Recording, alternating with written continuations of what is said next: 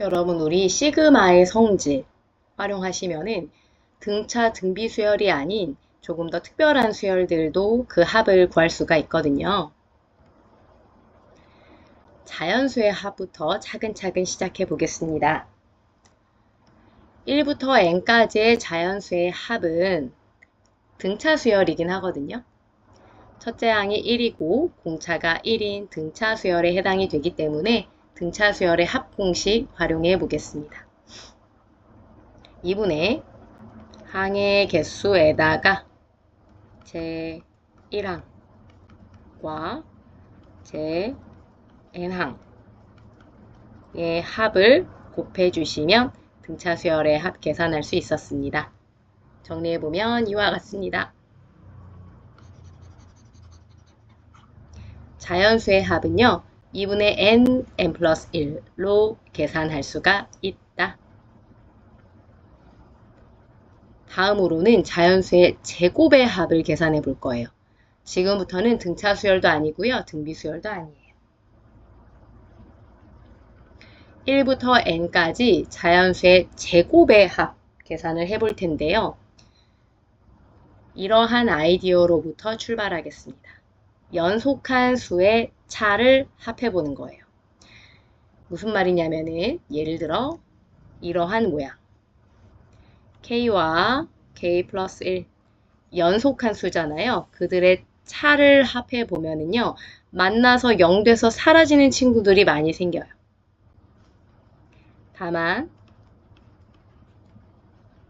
일반항을 정리해 보시면 2k 플러스 1만 남거든요.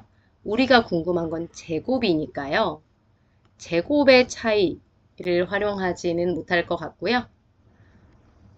세제곱의 차를 활용해가지고 자연수의 제곱의 합도 계산해 볼 수가 있습니다. 함께 해보도록 하겠습니다. 1과 2, 2와 3, 3과 4 연속한 수의 차를 합하면 만나서 0 돼서 사라집니다. 좌변이 이렇게나 간단해져요. 우변도 정리해 보겠습니다. 먼저 첫 번째 항들 시그마로 정리해 보시면 이와 같습니다. 두 번째 항들 시그마로 정리해 보시면 이와 같습니다. 마지막에 1들은 제 1항부터 제 n항까지의 합이기 때문에 n개가 있을 거고요. 따라서 1 곱하기 n, n으로 정리해 보실 수가 있겠습니다. 우리가 궁금한 건 제곱의 합입니다. 제곱의 합만 좌변에 두고요. 나머지는 모두 우변으로 이항. 이때 이 부분이 눈에 띄셨으면 좋겠어요. 방금 배웠잖아요. 자연수의 합. 2분의 n 플러스 1로 계산할 수가 있다는 사실을 활용해가지고 쭉 정리해 보시면 이와 같은 결과를 얻으실 수가 있고요. 이제 다 했네요. 마지막으로 양변을 3으로 나누기만 하면 제곱의 합을 구할 수가 있게 되었습니다.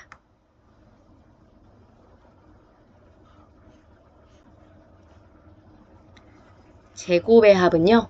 6분의 n 플러스 1, 2n 플러스 1로 계산할 수가 있다. 우리 방금 자연수의 합을 가지고 제곱의 합 구해냈거든요.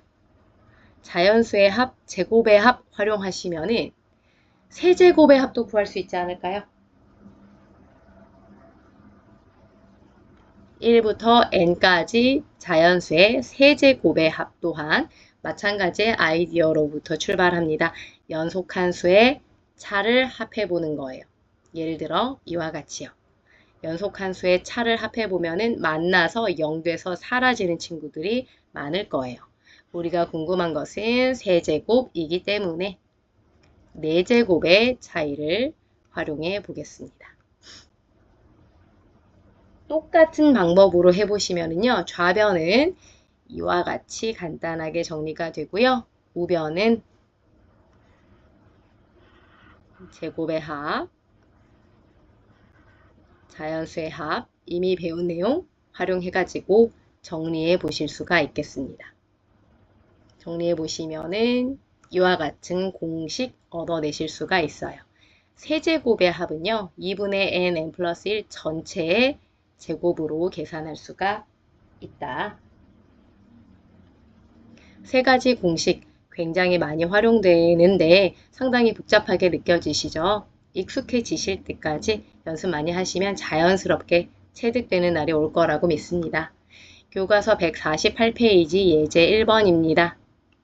시그마로 표현해 보겠습니다. K가 1일 때부터 n일 때까지 일반항은 K 곱하기 K 플러스 1로 나타낼 수 있을 것 같아요. 일반항을 정리해 보겠습니다. K의 제곱과 K의 합. 수열의 합은 덧셈 뺄셈 실수배까지 자유롭다. 이와 같이 분리해서 표현할 수도 있겠습니다. 제곱의 합 구하는 공식 알고 있습니다. 1항부터 제1항부터 제 n항까지 n 곱하기 n 플러스 1 곱하기 2n 플러스 1 나누기 6 자연수의 합도 알고 있습니다. 제1항부터 제 n항까지 자연수의 합은 n 곱하기 n 플러스 1 나누기 2 공통인수로 묶어가지고 살펴보겠습니다. 6분의 n 플러스 1로 묶어내시면은 첫 번째 항에서는 2n 플러스 1만 남고요. 두 번째 항에서는 3만 남습니다. 플러스 4, 2로 나누어지네요. n 곱하기 n 플러스 1 곱하기 n 플러스 2 나누기 3 등차 수열도 아니고 등비 수열도 아니고 분수 모양으로 된 수열의 합까지도 구해볼 수 있어요. 시그마의 성질을 활용하시면요. 교과서 149페이지입니다. 연속한 수의 차를 합하면 만나서 0돼서 사라지는 애들이 많이 생겼잖아요. 마찬가지예요. 분수의 차를 활용할 거예요. a분의 1 마이너스 b분의 1 분수의 차를 활용해 보겠습니다. 통분해 보면 이와 같이 나타낼 수 있고요. 좌변, 우변 바꾸어서 살펴보겠습니다. 좌변의 형태만 갖추면 우변처럼 분수의 차로 표현할 수가 있을 거고요. 만나서 0돼서 사라지는 친구들이 많이 생길 거예요. 다만 좌변이 조금만 더 간단하면 더 활용하기가 쉬울 것 같아서 좌변의 분자를 1로 만들어 버리겠습니다. 양변을 b-a로 나누어서 좌변의 분자를 1로 만들면 이와 같은 식을 얻을 수가 있습니다. 좌변의 모양만 갖추면 우리는 우변처럼 분수의 차를 활용할 수가 있을 거고요. 만나서 0돼서 사라지는 애들이 많이 생기겠다. 앞에 b-a분의 1 신경 쓰이시죠? 그래봤자 고작 실수배일 뿐입니다, 여러분. 실수배를 구하실 때에는 뒤에서 앞을 빼주시고요. 다음으로 분수의 차를 구하실 때에는 다시 앞에서 뒤를 빼주면 되겠구나. 간단한 규칙 살펴보시면 좋겠습니다. 교과서 149페이지 예제 2번 시그마로 표현해 보겠습니다. K가 1일 때부터 n일 때까지 일반항은 K 곱하기 K 플러스 1분의 1로 표현할 수가 있겠네요. 등차 수열도 아니고 등비 수열도 아니고 분수 모양인데 우리 방금 확인했던 그 모양입니다.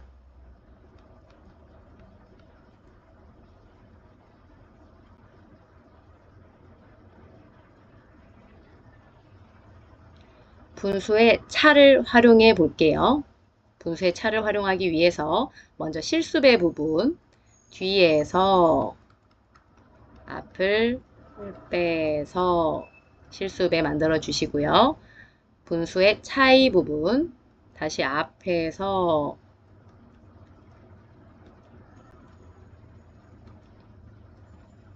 뒤를 빼주면 된다. 간단한 규칙이었습니다.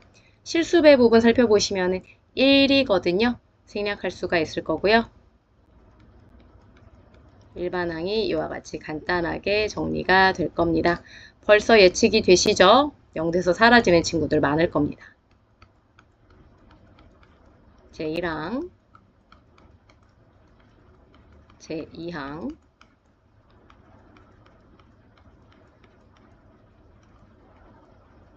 제3항, 제-n항까지. 어때요? 만나서 0돼서 사라집니다. 제일 앞에 1과 제일 뒤에 n 플러스 1분의 1만 남겠네요. 조금 더 정리해 주시면 n 플러스 1분의 n